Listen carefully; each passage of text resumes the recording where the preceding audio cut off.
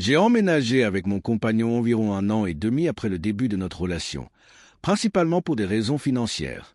Au départ, je pensais que tout se passerait bien, mais maintenant, je commence à le regretter. Il a admis avoir des problèmes de colère et suit une thérapie. Pourtant, j'ai l'impression de marcher constamment sur des œufs. Les portes claquent quand il est en colère, sa voix monte, il m'insulte, rompt avec moi en pleine dispute juste pour avoir le dernier mot, et me réveille même en pleine nuit avec ses accès de colère. Une fois, il a conduit dangereusement alors que j'étais dans la voiture pendant une dispute, et quand j'essaie d'aborder ses comportements, il nie les faits ou les retourne contre moi, me faisant croire que j'imagine des choses. Les sorties sont devenues une source d'angoisse car il critique tout ce que je dis ou fais, et chaque fois que j'essaie de poser des limites, il les dépasse, me faisant passer pour la responsable du problème parce que j'ai une attitude désagréable ou que j'ai besoin d'espace. Si je me réfugie dans la chambre d'amis, il y jette mes affaires et me dit de rester définitivement. Puis il se met à faire la tête, m'obligeant à le consoler comme si j'étais la cause de sa tristesse. Il est jaloux même quand je suis amical avec d'autres et m'a accusé d'infidélité pour des broutilles, comme le reflet de mon téléphone dans ma chambre. Il s'introduit en cachette dans ma chambre, me manipule émotionnellement et me dit ce que je dois ou ne dois pas faire sous prétexte de bienveillance, alors qu'il semble douter de ma capacité à me débrouiller seul. En public, il se moque des gens, tient des propos cruels ou discriminatoires.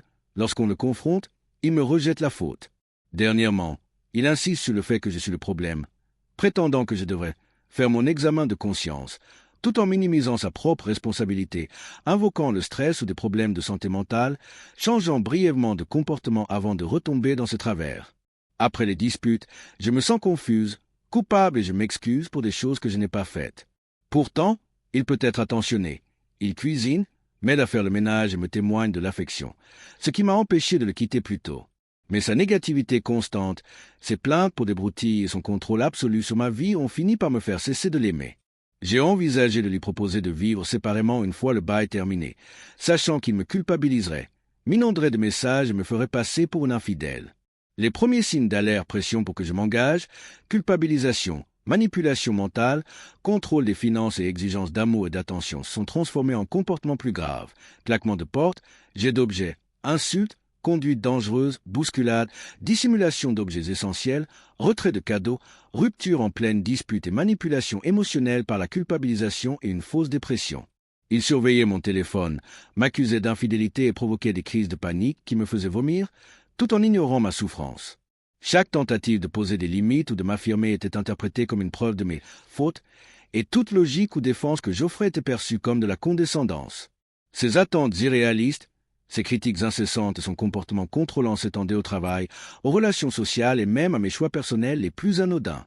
J'ai découvert qu'il avait des antécédents de violence physique envers ses partenaires, notamment en ayant étranglé une ancienne compagne, et j'ai compris le danger que je courais si je restais.